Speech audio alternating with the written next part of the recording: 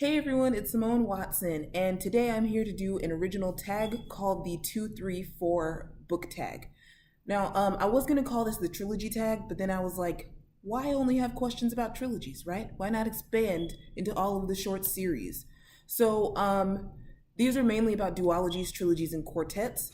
If you consider like a quintet or something like that to be a short series, I guess you could also answer with that, but it just can't be like 100 books, if that makes sense. Like, can't be the Babysitter's Club. Okay, and here's the fun part, right?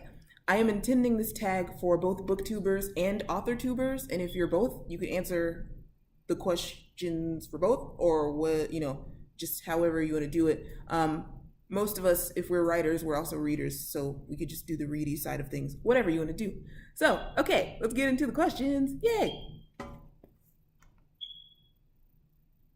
Okay, so question number one says, in general, do you prefer duologies, trilogies, or quartets? Again, you could cheat on this question and you could say like quintets, or you could say whatever. Part two of this question is, if you are an author, which length of series do you want to write, or have you written in the past and prefer to write? Okay, so duologies, trilogies, or quartets. I'm going to say trilogies because I feel like it's the right length to get to get a good story structure. And that is talked about a little bit later, so we're gonna get there. But for me to write, I think it's funny because I realize as an author, if somebody asks you like, how long do you want your series to be, you might say like, I want my series to be as long as possible because I'm trying to get paid. Like, you know what I'm saying? But that is true. I am trying to get paid. But also with Red Letter Law, I kind of would like it to be a really long series, like 7 to 8 books, simply because I would like to go through all the colors of the rainbow. The first book is called Red Letter Law. Second book is Orange something something. But eventually we would switch to a different POV character, if that makes sense. So I don't know how much of it would be the main. I guess the first like 5 books would be the same main character, so that would be like a main quintet with some spin-offs or something. Yeah, I cheated on this question. Ha! But with other books, it just depends. Like, I'm currently writing Furlough, which is a contemporary. That doesn't really need a sequel. But if it gets one, okay, cool. I mean, I like these characters, so that's cool.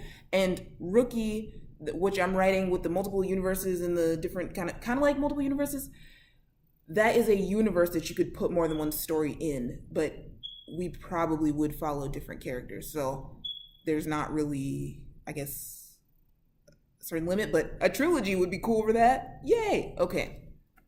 Because I like trilogies. Okay. Question 2. What is your favorite short series and why? So mine is the Skinjacker trilogy. I always almost say the Everlost trilogy. The Skinjacker trilogy by Neil Shusterman, which consists of the books Everlost, Everwild, and Everfound. This is my favorite. There are a lot of trilogies and stuff that I haven't finished because, oops. But this one is my favorite because it has the world building is really vivid. It manages to have like really good world building in the first book, but then it like gets even more like complex in the second book. So that's paced really well. I love that we get to follow different characters over their arcs. And with this particular trilogy, the first one like almost could be a standalone, but the second one for me, like when you read the second one, you're like, I have to read the third one right now because the second and third one are so connected that it's like, like it's definitely got that kind of building tension. And yeah, the tension is building throughout the second one to the conclusion. And so I love that whole like kind of speeding train thing where it's picking up speed and you're like, where is it going to go next? So there are a bazillion reasons why I love that trilogy, but as a trilogy, that's basically it. Related to that question, if you've read more than one book in that series, which is your favorite short series, rank them. So in the Skin Jacket trilogy, this is like really, really hard. But I would say that book 3 is my favorite that's ever found. And then I gotta say book 2 is my second favorite, Ever Wild. And book 1 is my third, like, least favorite of the 3. But they're all amazing. It's just that it gets better and better. And Neil Shusterman has been quoted as saying, he said something like, I only write a sequel if I feel that it can be better than the original. I was like, that's deep, Neil, you know? Anyway, question number 4. What is your least favorite short series and why? This is really tough for me because I can't really think of one that I don't like. Like, I recently read The Raven Boys by Maggie Stiefvater, and I didn't like the end, but I liked the rest of the book, and I'm planning to continue with the series, which means I didn't really dislike it enough to not continue with the series. So I guess if I had to say like one that I'm like, I really don't want to do that anymore, it would probably be Divergent. So Divergent, I could say, is my least favorite, but it's not a bad book. I don't dislike Divergent, the book, but I just like, I have favorites and it's not one of them, and I don't really want to read books 2 and 3. So I just like went to Wikipedia and read the summaries of those, and I got confused, and I was like, I don't really think I need to read these right now. Not saying never, but I don't feel any like urge to read them. Question number 5, if you've read more than one book in that series, rank them. I've only read one book in that series. So, question number 6, a series that would be better if it were shorter. For example, one of the sequels is unnecessary, or it could have been told in less books. Now, you guys are you may be able to guess what I'm going to say, but it is the Selection series by Kira Cass. I've read books 1 through 3 of the Selection series. I'm not that interested in books 4 and 5. You know, those are with a different main character, so you might consider those companions. However, I feel like even books 1 through 3 could have been 1 or 2 books. Because when I read the series, once I got past chapter like 5 of the first book, which like I was kind of bored at first, but then chapter 5 it like picked up. I finished all 3 books in about 4 days. And I feel like if I had had to wait like a year between books, I would have been kind of upset because I was like, I gotta know what's gonna happen. Like, you can't just leave us on the precipice of cliffhangeriness. So for that purpose, I feel like it could have been 1 book, because really, if you think about it, the central question of the narrative didn't get answered until book 3. So if we had had like that whole thing be 1 narrative, that would have been great. Also, the way that book 3 happened, some amazing stuff happened in book 3, but I felt like a lot of unnecessary stuff happened in book 3, where it was like, this whole stuff, like, this could have been concluded much faster. So yes, that is my answer. Number 7, a series that would have been better if it were longer. I'm gonna say I definitely could have thought about this before like talking about it, I guess. I don't think I know of a series that would be better if it were longer, like that I can think of off the top of my head. I can't think of a series that, like, you know, in my experience seems particularly rushed, from the relatively limited series that I've read. One that probably could be longer is The Boyfriend List by E. Lockhart. I've only read books 1 and 2 of that. It probably could be longer because you could follow those characters for a longer time, but I don't really know because I haven't read, I think there's a 3rd book and I haven't read it. So, there we go. Number 8, a series that would have been better if the plot structure were different. And then 8 and 9 go together. It says preferred structure. So this is what I'm talking about with the structure of a series. If you have like what one might call a companion structure, like where you don't need to read them in order. They're like loosely connected. There's like maybe you have the same characters and you have it in different you have different characters in different situations. So that's a certain structure that you have. I think I would call that a companion structure. Then there's more of an episodic structure, which is where you have the same characters in like more than one story, but they're not directly caused by the other.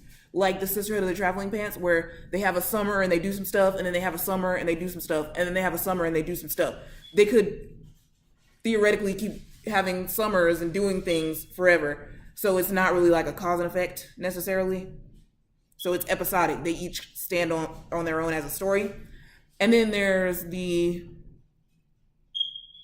what would you call this? Like an overarching structure where, from the beginning it was going to be a series. Like you knew it was going to be a series. There are things planted in there that are supposed to come to fruition in later books. Like it's just meant to be a series, and it's a whole arc on its own, right? So of those structures, I would prefer the one where it's got a whole story arc on its own, but only if you can do it well. Like if it's done well. Because sometimes like you can't just like write a whole book and then you like it's too long so you cut it in half and then your first part just like doesn't have a resolution, right? So that's just like and so if you were an author tuber and you're answering this question, I also would like to know what type of structure you would want to write. But for me, I think that's the same thing. I would want it to have an overarching plot, but I also want like each book to have a self-contained plot in there where something gets resolved. There's some question that gets resolved in the end. And the question was series that would have been better if the plot structure were different.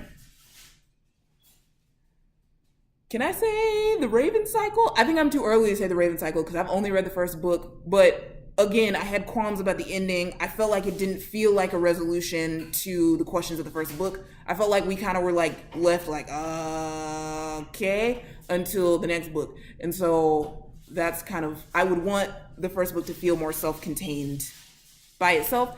And of course, the selection, which I said had to be shorter, that also could have a different structure and it would be kind of like same effect. Sorry, I answered 9 before 8. Number 10, cliffhangers in earlier books / sequel baiting. How much is too much? So this is similar to that earlier question of the structure, but this is like, how much of a cliffhanger can they end the book on before you're going to be like really straight up mad? Like, and so what I was saying was the central question. So in the Raven Cycle, there's a very specific question that you probably have if you read like the first like 2 chapters of the book. And I feel like we don't really get a definite answer to that question. So that made me really mad. I mean, there are like other things that I was upset about the ending. But again, I really liked most of that book. It was a good book, But yeah, so how much of a cliffhanger is too much? And so yeah, my preferred thing is, again, this is the Skinjacket trilogy. I'm going to hold it up as a thing. But if you haven't read the Skinjacket trilogy, it's similar to the Hunger Games in this way, that the first book has a beginning, middle, and end. There is a resolution to the first book, but in that thing being resolved, something else is spurred into happening. So in that resolution, you have an inciting incident for the rest of the things. So in the Hunger Games, I'm about to spoil, so hand up in case you want to mute it because I'm going to spoil. In the Hunger Games, at the end, like the central question of the first book is, will Katniss survive the Hunger Games? We do get an answer to that, which is yes, but, and then it's her survival in the Hunger Games, her winning the Hunger Games with Peeta spurs into action this other chain of events. So I guess that's probably what I would call a yes, but cliffhanger or a no, but cliffhanger. We got a resolution to that central question, but we have a new central question that carries us into the rest of the series. And there's one more question. Okay, 11. Do you ever get finale-itis? I've coined this term, right? Oh, yes, sorry. The earlier ones about the structures and the cliffhangers and stuff like that, like, you could talk about that in your writing. I can't really tell you about cliffhangers in my writing that much, simply because Red Letter Law had an ending, and then I changed the ending, and then I changed the ending again, and I'm about to change the ending again. So I don't really know how much of a cliffhanger is too much, because I haven't really finalized the ending, and I thought it was finalized, and it's not. So, oops. Okay. So sorry. Question number 11. Do you ever get finale-itis? Which means you're like afraid, or like you're putting off the last book in a series, or even the last few chapters of that book, because you don't want the series to be over. And if you are answering this as an author, do you fear getting finale-itis with your own books, or have you gotten finale-itis before with your own books? For me, I'm not really at that point with any of my books, because again, pretty sure Red Letter Law is gonna have a sequel. There are times where I get a little bit sad. I'm like, oh my gosh, Red Letter Law, it's all written, and I'm not gonna be able to write it again, and it's over. But then I'm also like, oh my gosh, like I have to change like the last 8 chapters, and I have to do this and fix this, so it's really not over at all. That's how being a writer is, right? You think it's done, but it's not done, right? So anyway, yeah. But I have gotten finale-itis with pretty much every series I've ever read, okay? I still haven't read Mockingjay. What's wrong with me? But part of that was because I wanted to go into the movie the 2 movies as a person who hadn't read the books, because I was like, I kind of want to be surprised, since with the first 2 movies I wasn't. I had the experience of a moviegoer who had read the books, so now I just want the experience of not having read the books. So I still haven't read Mockingjay now, because I guess like I feel like, oh, I know what happens, or because I feel like I don't want it to be over. I don't really know why. But here's the thing that is my kind of terrible confession. I am one of the most vocal Unwind fans I've ever met. Have I met myself? Does that even make sense? And I have not finished the Unwind duology.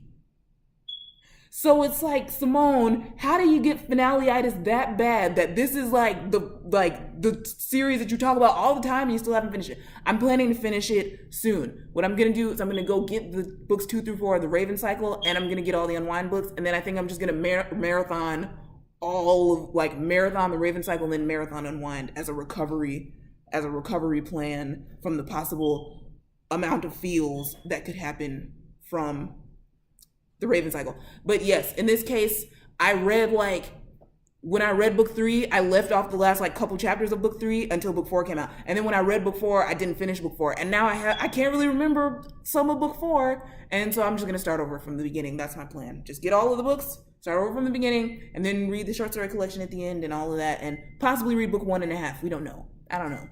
I might skip that one. We'll see. Oh, and there's a bonus question if you are an author, is where do you stand on the whole when to write your sequels debate? Of course, this will be different if you're self-published from if you're pursuing traditional publication or have traditional publication, but where do you stand on the when to write your sequels debate? Now, a lot of people will say, don't you dare write a sequel until your first book sells, preferably in a 2 or more book deal, which makes sense, because if your first book doesn't sell, I'm not wishing that on anybody. I forgot if there's a phrase that you say when you don't, okay. So if your first book doesn't sell, then that sequel won't be able to do anything, right? And then also, if it sells, but it only sells as a standalone, it only sells in a 1 book deal, then you won't have a sequel. And if your first book sells and it's in a 2 or more book deal, but huge changes happen to it in the publication process, those huge changes in the first book could lead to differences in the second book. So that's why a lot of people caution you to wait to write your sequel until then, because you don't want to write it and then have all of that work be for naught, because eventually things are going to change. Other people will just write all of them because they're like, I have the momentum, I'm going to write the whole story, I'm going to write all the sequels at once. I'm kind of in between those camps, where I have started the sequel to Red Letter Law, and since I started the sequel, I've made huge changes to Red Letter Law that rendered huge parts of the sequel obsolete. Maybe not huge parts, but because I didn't have that much of the sequel, but that have rendered scenes of it obsolete.